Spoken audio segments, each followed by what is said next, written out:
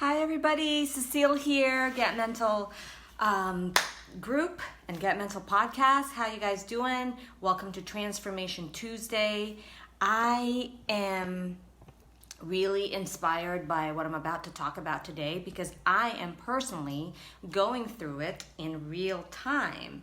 And I want to thank one of our Facebook members who actually private messaged me and asked me to talk about this subject. Because as a parent, she's been really having a challenging time, as many of us are. Hi, Melissa. Thanks for watching. How you been? Even if you're not a parent, I think this can still benefit you, especially if you have nephews and nieces that you need to support or help. So I want to just offer you guys some practical tips that I've been using myself. And just want to offer some validation and compassion and support because this is really an unprecedented time for a lot of us parents. And, we were not equipped to deal with this, just like the teachers in the school system were not equipped to deal with this. It's really challenging when you have to all of a sudden, wear the hat of teacher and still go about your usual activities and your usual responsibilities. So I have found this very challenging, but I am fortunate that we are able to get some help a few hours a day because we don't have family nearby. But I have found this very challenging in that, for me as a mom, the guilt sometimes gets to me, and thank heavens I have some kind of, skills to put that in perspective and redirect the thought and get it to a healthier place. But the guilt is probably sometimes what gets to me. And what I mean by guilt is when if I'm busy working and my son needs something, sometimes I'm not able to be as available as I would like. But also I remind the parents, if you're experiencing that, is that in a typical environment you wouldn't be working from home. Most of us are going to an office, or at least your child or children would not be at home. They would be at school. And so they would not be necessarily witnessing you, seeing or witnessing you working and not being as available. So that's kind of how I redirect that, is that, we're all doing our best. And I really do try to spend quality time with my child. And by quality time, here's the first advice. Quality time doesn't mean 5 hours, okay? You could spend 5 hours with your kid and it's not quality. You could actually get a lot from spending 15-20 minutes of quality time with a child. Undivided attention, showing real interest, engagement, asking them how they're feeling, not just focusing on the academics and the to-do list, so to speak. You really want to connect with kids outside of accomplishment goals, outside of achievement or educational or performance goals. Okay, you want to send them the message that their being and their worth and value is, not just about how they're performing and how they're doing and how many A's they're getting. Okay, so that is key, and that goes a long, long way. But the main things I want to share with parents are about 5 or 6 practical tips. The first one is, especially for those of you homeschooling and still working from home, is know your triggers. Okay, we all have stress triggers, and it may be different from you than it is for me, but we all have them. So it could be when your child is crying, or when he's being difficult, right? Or when he or she is not following directions as easily as you would like. We all have our triggers. And the reason it's important to know what they are is because you want to start rehearsing in your mind how you would like to show up in those moments when your kid is, triggering you, because that's really what's happening. And when you feel overwhelmed and stressed out, and you can apply this advice not just with your children, but with a relationship, the politics, right? TV shows or news feeds that trigger you, images that trigger you. There's an emotional effect to what, anything that's out of balance can have an emotional effect on us, especially for parents and moms. I hear this a lot. When your child is crying, even if you know that it's not serious, it's hard to relax because we're kind of wired to take care of our children and to attend to it and to make the pain go away. So we're kind of wired to be hyper vigilant, naturally, because you are the person, especially if they're young, that they need to comfort them. And that is a healthy desire, and it's healthy for you to want to attend to that. Now, when they're an adult, that's another story.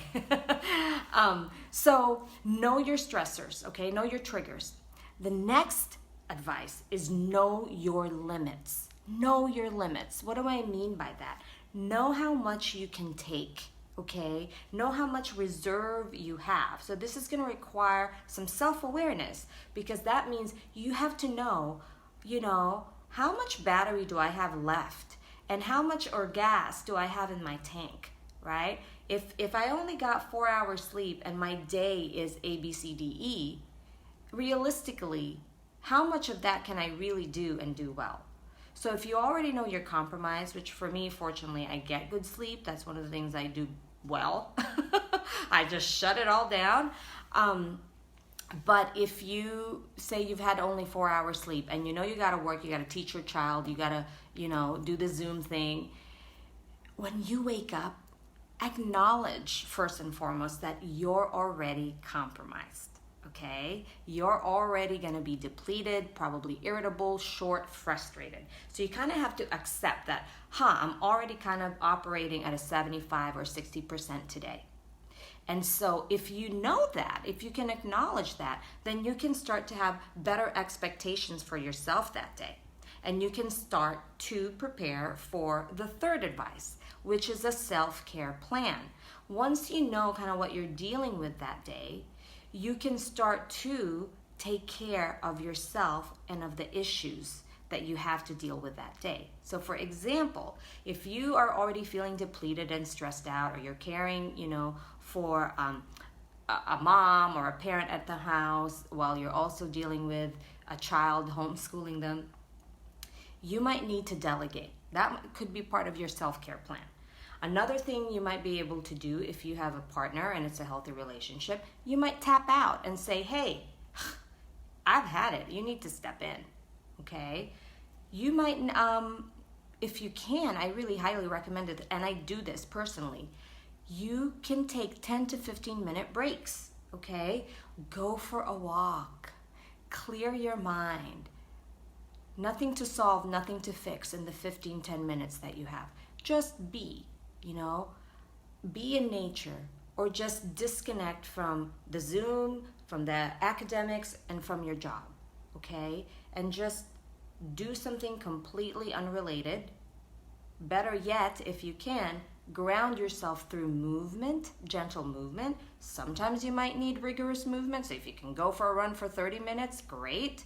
But take a break and get into your body, okay?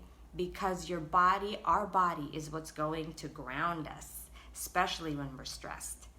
Another technique for self-grounding, if you don't want to kind of be in a physically energetic activity, is some form of simple meditation. Excuse me. So that could be as simple as taking deep rhythmic breaths, okay? 5 seconds in, 5 seconds out. Or 3 seconds in, 3 seconds out. Repeat that for 1 or 2 minutes. What that does is it calms down our nervous system, right? Because when we're stressed, our nervous system gets amped up. It puts us in a fight or flight, or sometimes freeze response. And so the breath, which is always available when we're conscious, and for free, right? Doesn't cost anything, and 100% effective, our breath can anchor us moment to moment. I'm going to repeat that. Our breath can anchor us moment to moment. That's how simply powerful this mechanism is. And I do this when I'm in session and a lot of heavy stuff is coming my way, because I specialize in trauma, so I listen to a lot of really heavy things, really horrific things sometimes. And when I feel myself tensing up and tightening up, right, that's that self-awareness piece. That's your cue that you are starting to absorb, the stress. Once you feel that in your body, that's the time to just anchor yourself in your breath. Inhale.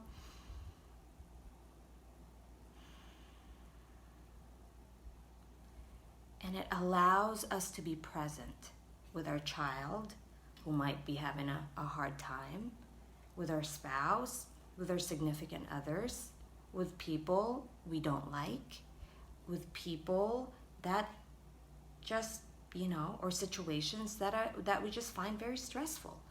Our breath can anchor us. And why is that important? It puts us in a responsive state versus a reactive state. Okay, there's a difference between reacting and responding, which brings me to the fourth advice. That's the fourth tip.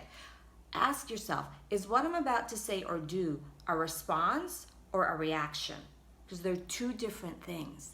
A reaction is impulsive. It's reactionary. It's a knee-jerk response. You are just, not really thinking what you're about to say through. You're just thinking out loud, right? And a lot of times that's when we get in trouble, okay? Because we're not really evaluating why we're saying what we're saying and what the possible consequences are of that. And guess what, guys? I've done it. We've all done it, especially if you're a parent. It's so easy for that thing to escalate, is it not? From 0 to 60 real fast. The next thing you know, you're like, stop it, Ethan! So it's not about perfection, okay? It's about awareness. It's not about perfection. It's about awareness. What do I mean by that? The minute or moment you recognize that you are showing up in this dynamic or interaction with your son or with your child that you're not proud of, or it's not how you want to show up in that moment, the moment you recognize that is an opportunity to do a U-turn, meaning to come back and reset so that you can take care of yourself, right? Ground yourself, and then come back and respond versus continue in a reactive pattern. And my son sees me do that all the time. When I catch myself, I'll say, hey, honey, I'm so sorry.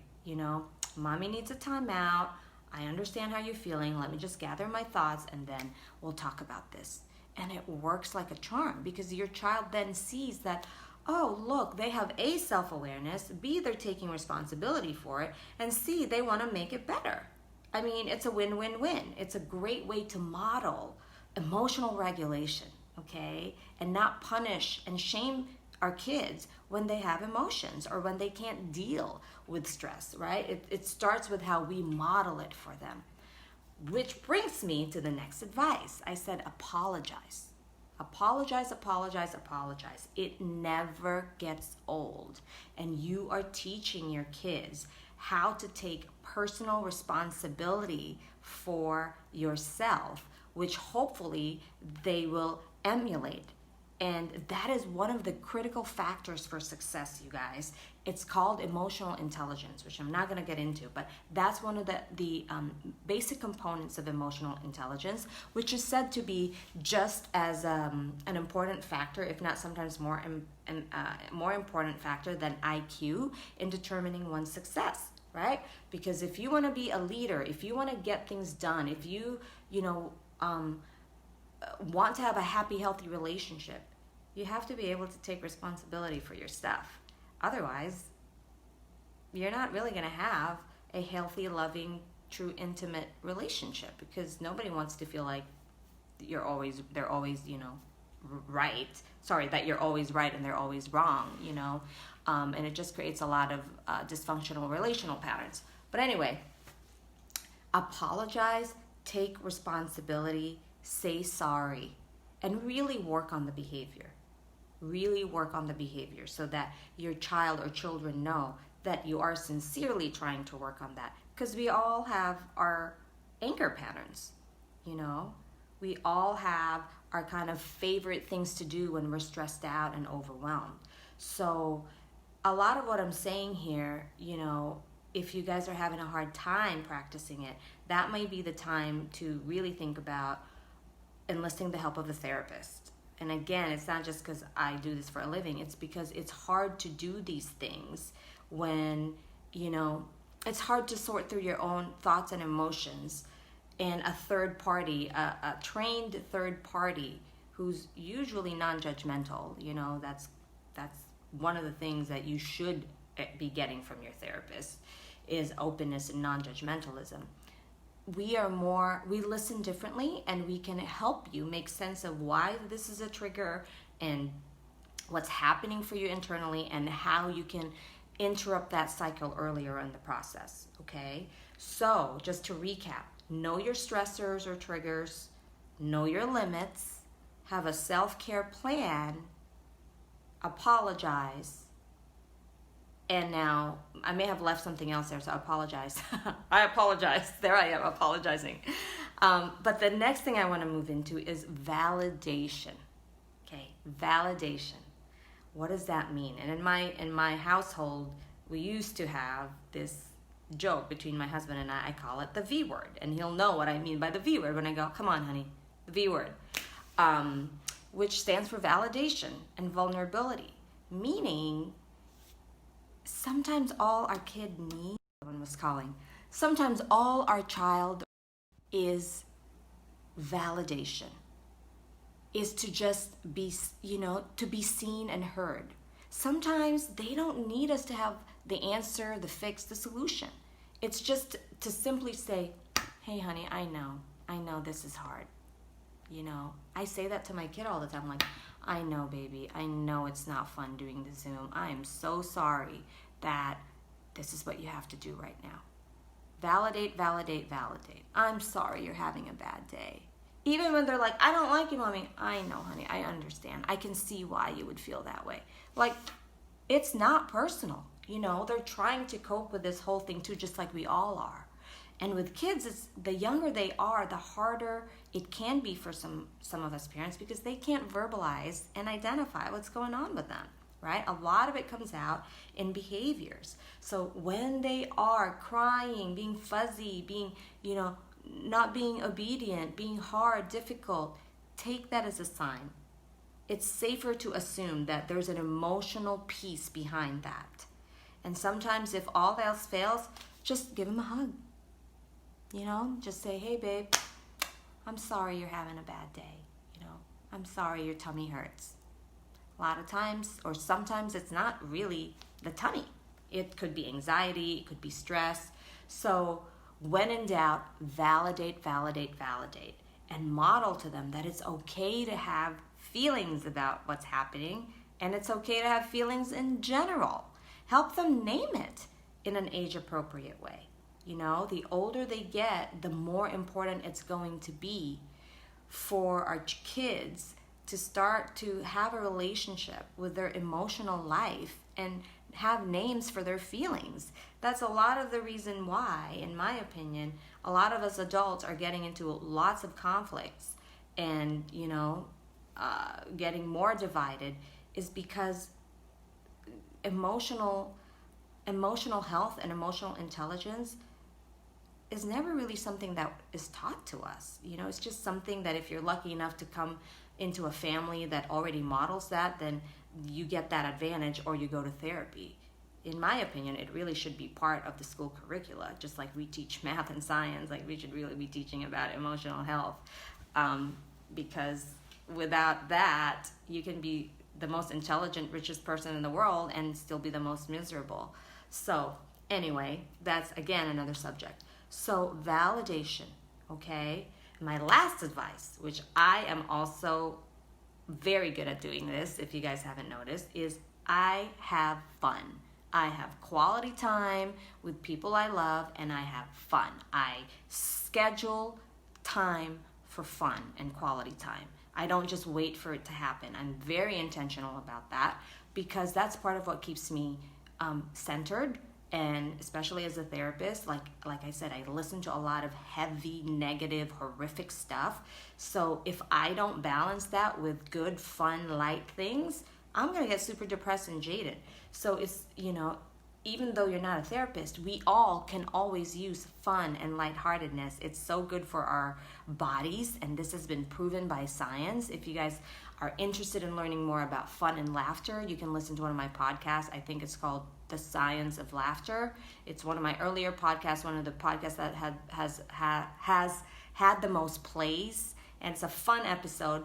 But I talk about the science, and what it does to us. It can go as far as lower our blood pressure, and it just, has like a great impact on us on a cellular level. It's really amazing. So to recap, let me see if I remember this, okay? Know your stressors, know your triggers, apologize, validate, be vulnerable, take care of yourself, and have fun. Have fun. And no, give yourself permission. Parents, give yourself permission. You don't have to be perfect, okay? I know that's hard. It's such a simple concept, but it's so hard, to apply.